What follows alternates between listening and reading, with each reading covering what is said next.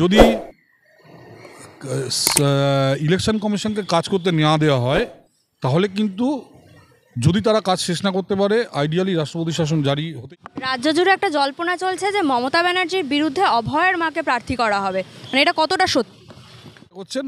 এরপর কিন্তু আপনারা বিপদে পড়বেন, মানে এবং এই যদি কথা শুনে চলেন, আপনারা জানেন যে একসময় টিএন সেশন কীভাবে মানে সবাইকে টাইট দিয়েছিল এবং কতটা পাওয়ারফুল একটা পজিশন।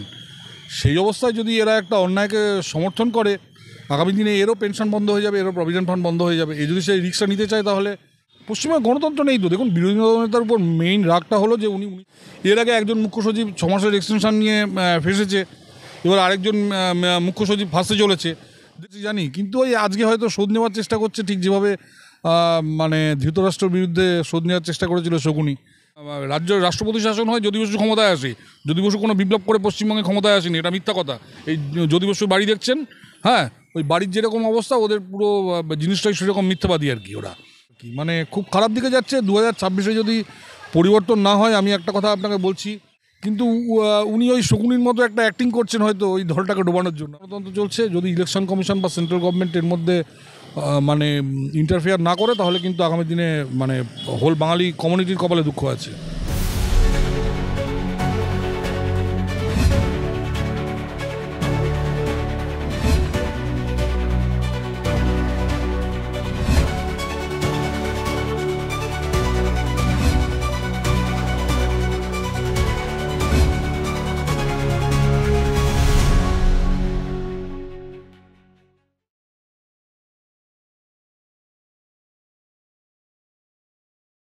মানে বিনাশকালে বিপরীত বুদ্ধি, নইলে ভাবুন যে মানে অভয়ার মাকে আক্রমণ করার তো কোনো দরকার ছিল না। এখন দেখুন, দুটো কারণ হতে পারে। একটা হলো অহংকার একদম আকাশ ছোঁয়া, যেখানে মনে হয়েছে যে আমাদের কেউ হারাতে পারবে না, আমরা যা ইচ্ছা তাই যত ইচ্ছা অন্যায় করতে পারি। কারণ দেখছেন বুক ফুলে অন্যায় করছে, তারপর তারা সুপ্রিম কোর্টে চলে যাচ্ছে, একের পর এক অন্যায় করছে। গরুচোরদের পক্ষে, মানে আমাদের ট্যাক্সের টাকায় গরুচোরদের বাঁচানোর জন্য, আমাদের ট্যাক্সের টাকায় খুনিদের বাঁচানোর জন্য, কয়লা চোরদের বাঁচানোর জন্য, চাকরি চোরদের বাঁচানোর জন্য তারা বারবার সুপ্রিম কোর্টে যাচ্ছে। মানে এটা একটা ডেসপারেশন। দ্বিতীয় আরেকটা হতে পারে যে অভয়ার বাবা মা যদি মারা যায় তাহলে এই কেসটা ধামাচাপা পড়ে যাবে, এই কেসটা নিয়ে কেউ পার্সিউ করবে না। আপনারা জানেন বহু কেস আজ থেকে 10 বছর আগে আজকে পার্সিউ করার কোনো লোক নেই। যেমন পার্ক স্ট্রিট থেকে শুরু হয়েছে, কামদুনি, মধ্যমগ্রাম, গেদে। মধ্যমগ্রামে ভয়ঙ্কর একটা খুন হয়েছিল, এখন মিডিয়াতে নেই, লোকজন ভুলে গেছে, এবং সেখানে একটা মেয়েকে পুড়িয়ে মারা হয়েছিল, এবং 6 জনের সম্ভবত ফাঁসি কি যাবজ্জীবন হয়েছিল। তারা জামিন নিয়ে মধ্যমগ্রামের রাস্তায় ঘুরে বেড়াচ্ছে, রীতিমতো রংবাজি করছে। গেদের ক্ষেত্রেও তাই, 3 জনের ফাঁসির হুকুম হয়েছিল মাত্র 8 মাসের মধ্যে। এই যেটা বলছে না কি একটা অপরাজিতা বিল না কি এনেছে, 2-1টা ফাঁসি দেওয়া দেখালো। প্রথমে ফাঁসি দেওয়ার দেখাবে কিছুদিন, তারপর আপনি দেখবেন যে হায়ার কোর্ট থেকে জামিন নিয়ে তারা বেরিয়ে পড়েছে। তো সেরকম এই ভদ্রমহিলা যদি মারা যেতেন তাহলে এই কেসটা ধামাচাপা পড়ে যেত, 1-2 বছর পর কেউ মনেও রাখতো না। তো সেটা হয়তো দ্বিতীয় অপশন হতে পারে। এটা তো খুব স্বাভাবিক। দেখুন, খুনেরই রিপোর্ট বদলে দেওয়া হলো। দেখুন কতটা ডেসপারেট। ডাইরেক্টটা বলি, দেখুন যেদিন খুন হলো, খুনের সময় ওই উত্তরবঙ্গ গ্যাং না কে আছে তারা ওখানে দাঁড়ালো, দাঁড়িয়ে সামনে দাঁড়িয়ে সব রিপোর্ট তারা চেঞ্জ করলো। রিপোর্ট চেঞ্জ করে তারা ওই ডেড বডিটাকে পুড়িয়ে দিল, এবং উইথ মানে ফুল ডেসপারেশন। মানে তার জন্য ওদের যে মুখপাত্ররা আছে তারা টিভিতে এসে তর্কও করছে যে আমরা ভালো করেছি। এরপর আপনি দেখছেন যে যেদিন নাকি সিবিআইয়ের হাতে যাওয়ার কথা, তার আগের দিন বামপন্থীদের দিয়ে একটা রাত্রি অবরোধ না কি করালো, করিয়ে বামপন্থীরা একদিকে গার্ড দিল, আর একদিকে তৃণমূলের লোকেরা সব ঢুকে ভেঙে চুড়ে দিয়ে সব চলে এলো। মানে পুরো ওখানকার যে যেখানে খুন হয়েছে সেই জায়গাটাকে একদম ডিস্ট্রয় করে দিয়েছে, যাতে সিবিআই ভবিষ্যতে এসে কিছু না করতে পারে। তারপর তাদের পাশে এসে দাঁড়ালো সুপ্রিম কোর্ট তো দেখছেন কীভাবে এদের পাশে এসে দাঁড়াচ্ছে, এবং আলটিমেটলি মেয়েটা বিচার পেল না। তো এটাই মানে একটা মানে পুরোপুরি ডেসপারেশন, যে যখন মনে হয় যে আমরা মানে এই কি বলে এই গাদ্দাফি বা সাদ্দাম হোসেনের মতো আমরাও, তারাও টেকে নিয়ে এরাও টিকবে না, এদের মানুষ মুছে ফেলে দেবে। দেখুন, রাজ্য পুলিশ তো প্ররোচনা দিয়েছে। রাজ্য পুলিশ ওই দিন প্ররোচনা দিয়েছে যাতে নাকি একটা গণ্ডগোল হয়, এবং আমি বলছি ওদের এখন টার্গেট হলো, আমি বলছি যে ঠিক যেভাবে ইরানে যেভাবে রাজনীতি চলে যেভাবে আফগানিস্তানে চলে, যেভাবে সেই ধরনের একটা ডেমোক্রেসি এখানে আনার চেষ্টা করছে। এবং এরা ভেবেছে এই যে বারবার বলছে না বাংলাদেশিদের বাঁচানোর চেষ্টা করছে, ও বাংলাদেশের ডেমোক্রেসি কি? বাংলাদেশে একসময় দেখবেন খালেদা জিয়াকে আটকে রেখেছিল জেলের মধ্যে, তারপর খালেদা জিয়া এরা যখন বিপ্লব করে এলো আর শেখ হাসিনাকে দেশ থেকে বের করে দিল। তো এখানেও সেরকম চাইছে যে কোনো রকম বিরোধী শূন্য একটা ডেমোক্রেসি থাকবে। তো সেই পথে এগোচ্ছে আর কি, মানে খুব খারাপ দিকে যাচ্ছে। 2026-এ যদি পরিবর্তন না হয়, আমি একটা কথা আপনাকে বলছি, মানে বাঙালি জাত কিন্তু শেষ হয়ে যাবে যদি 2026-এ এই পরিবর্তন না হয়। কুণাল ঘোষ বলছেন যে এরা নিজেদের হিন্দু সনাতনী বলে দাবি করেন, অথচ কালকে নাকি সাধু সন্ন্যাসীদের নিয়ে এনে রাখির মতো একটা উৎসবে তারা গণ্ডগোল পাচ্ছে। দেখুন, কুণাল ঘোষ ওদের দলের হয়ে, মানে কুণাল ঘোষের 3 বছর জেল খেটেছেন, তো আমি ওনার মন্তব্য করবো না ওনার কথায়, কারণ ওইরকম একটা খারাপ লোকের কথা মন্তব্য করা উচিত না। কিন্তু কুণাল ঘোষকে জেলে কে পাঠিয়েছে? ওনাকে জিজ্ঞেস করুন যে আপনি যাদের হয়ে আজকে লড়ছেন, আপনাকে জেলে কে, ওনাকে তৃণমূলে যারা যারা জেলে গেছে তাদের সবাইকে সিবিআই জেলে পাঠিয়েছে। একমাত্র এক্সেপশন হলো কুণাল ঘোষ, যাকে মমতা ব্যানার্জি জেলে পাঠিয়েছে। তো কুণাল ঘোষ হয়তো দলের বদনাম করার জন্য, আমি জানি না, মানে নইলে কুণাল ঘোষ এই ধরনের উল্টোপাল্টা কথা কেন বলবেন? এই কথাটা দেখুন, আপনি যে কোনো লোককে আপনি রাস্তায় জিজ্ঞেস করুন, সবাই বলবে যে কুণাল ঘোষকে মানে হেট করে। অথচ লোকটা কিন্তু অতটা হেট করার মতো কতটা খারাপ লোক নয়, মানে যারা ব্যক্তিগতভাবে ছিলেন তারা জানেন। কিন্তু উনি ওই শকুনির মতো একটা অ্যাক্টিং করছেন হয়তো ওই দলটাকে ডোবানোর জন্য, আমি জানি না। মানে আর বাকি ওনার কথার উত্তর দেওয়ার, উনি ওটা একটা মজা করার জন্য সব কথা বলেন দলকে ডোবানোর জন্য। তো ওনাকে আমি সিরিয়াসলি খুব একটা নিই না। শুধু তাই নয়, উনি বলেছেন যে অভয়ের মা বাবাকে ধাক্কা দিয়ে বিজেপির ন্যাড়া নাড়ু মানে নাম না করে বেনজির আক্রমণ করেছে। না, আমি বলছি তো উনি ওনার দলেরই ক্ষতি করার চেষ্টা করছেন। আমি বলছি কুণাল ঘোষকে কোনো একটা কারণে মানে মমতা ব্যানার্জি জেলে পাঠিয়েছিলেন। কুণাল ঘোষকে এতটা বোকা যে লোকটা সব কিছু ভুলে গিয়ে আজকে ওই দলের হয়ে এরমভাবে চেয়ে যাচ্ছে।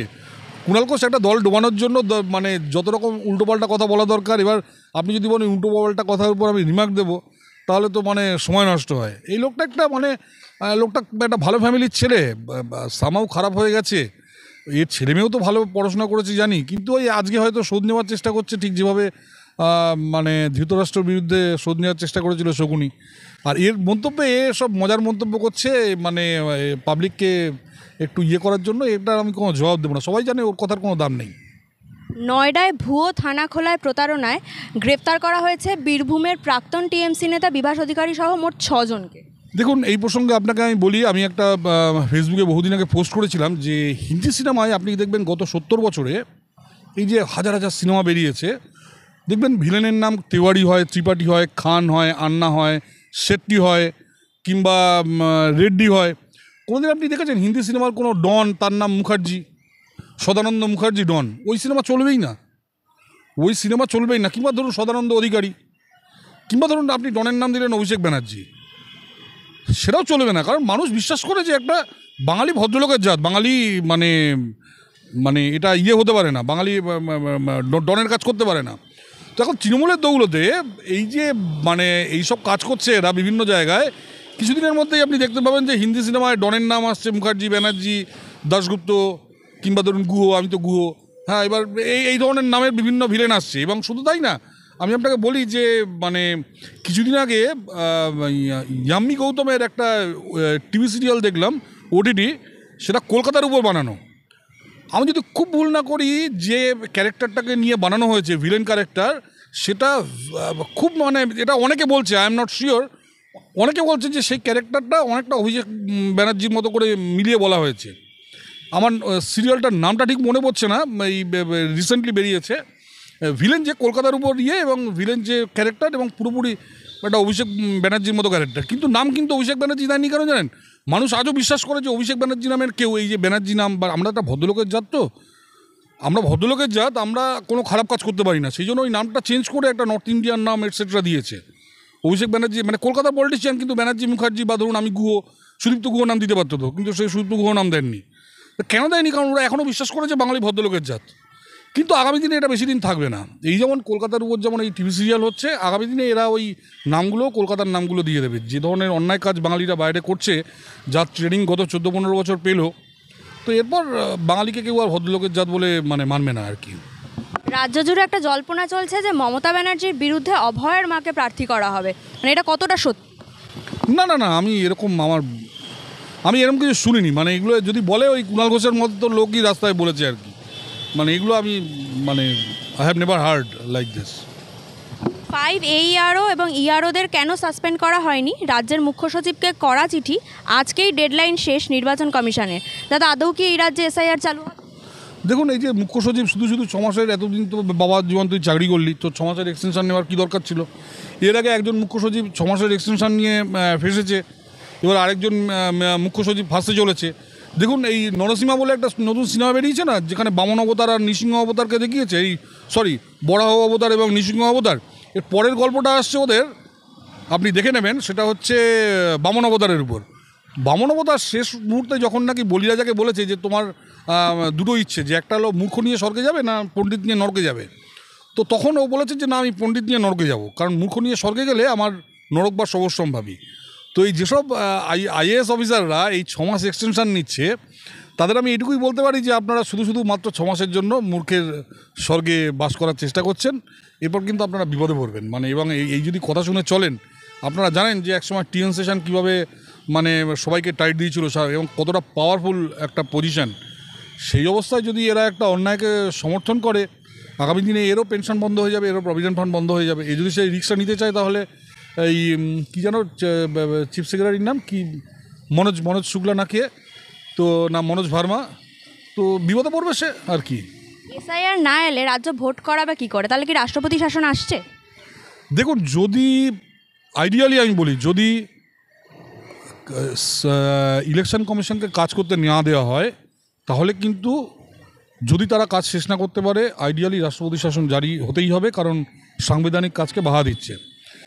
কিন্তু যেভাবে এরা একের পর এক অভিষেক মনু সিংভি, তারপর কপিল সিব্বল বা আরও সব আছে, এদের ধরে যেভাবে সুপ্রিম কোর্টে এরা বিভিন্ন রকম মানে খুব অবাক করার মতো রায় বের করছে, তাতে আমি জানি না আগামী দিনে কী আছে। হয়তো আবার কোর্টে গেল, আবার তারা সব যেখানে সুপ্রিম কোর্টের প্রধান বিচারপতি একজন লয়ারকে স্যার বলে ডাকে, সেখানে আমি জানি না কী হতে পারে, মানে আগামী দিনে কী হতে চলেছে আমি জানি না। তবে আইডিয়ালি রাষ্ট্রপতি শাসন তো জারি হওয়া উচিত। এবং একটা কথা বলি, অনেকে ভাবছে যে রাষ্ট্রপতি শাসন জারি হলে এখানে একটা মানে সিম্প্যাথি আসবে। কোনো সিম্প্যাথি আসবে না। পশ্চিমবঙ্গে গত 50 বছর যা সরকার চেঞ্জ হয়েছে, প্রত্যেকটা এসছে রাজ্যপালের থ্রুতে।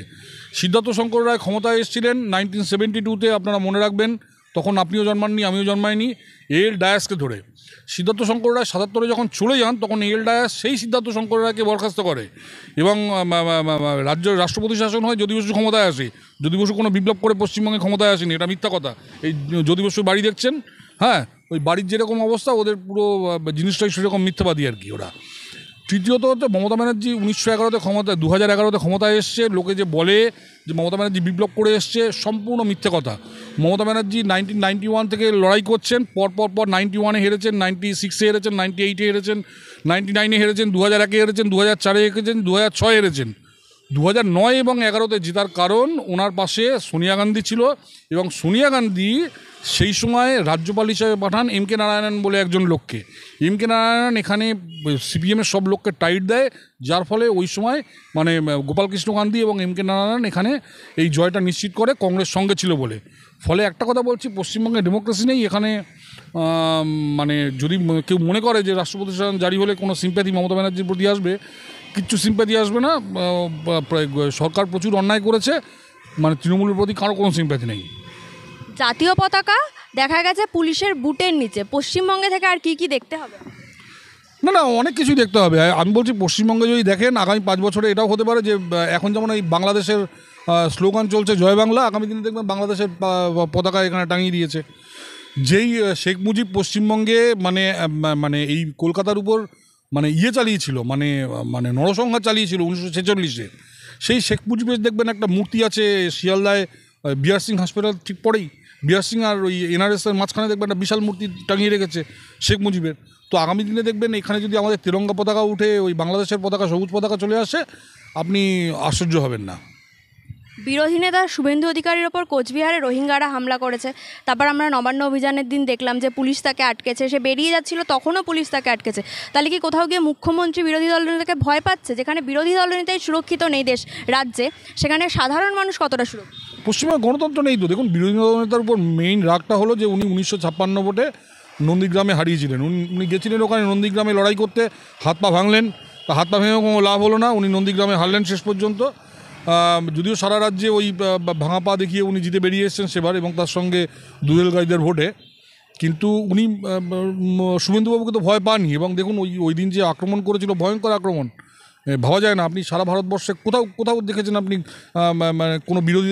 একবার তামিলনাড়ুতে বোধহয় হয়েছিল, সেবার তাও অ্যারেস্ট হয়েছিল, একবার করুণানিধি এবং একবার তার প্রতিশোধ নিতে গিয়ে জয়ললিতা। কিন্তু এই ধরনের একটা মানে কন্টিনিউয়াসলি মানে অসভ্য বর্বরচিত সব আক্রমণ যেভাবে চলছে মানে বিরোধীদের উপর, আমাদের হাজার হাজার কর্মী জেলে বসে আছে, তারা জামিন পাচ্ছে না, তাদের টাকা পয়সা নেই জামিন দেওয়া, তাদের ফ্যামিলি চলছে না, রাস্তায় বসে যাচ্ছে, এবং সেই 2021 থেকে অত্যাচার চলছে। এখন অত্যাচার করতে করতে আমাদের একজন ক্যান্ডিডেটকে ডায়মন্ড হারবারের ওখানে মেরে ফেলে দিল, আপনারা জানেন 21-এর পর। তো এরা যে কোনো কাজই করতে পারে, আমি বলছি তো, এটা হলো ওই গাদ্দাফির গণতন্ত্র চলছে এবং সাদ্দামের গণতন্ত্র চলছে। যদি ইলেকশন কমিশন বা সেন্ট্রাল গভর্নমেন্ট এর মধ্যে মানে ইন্টারফেয়ার না করে, তাহলে কিন্তু আগামী দিনে মানে হোল বাঙালি কমিউনিটির কপালে দুঃখ আছে। Thank you.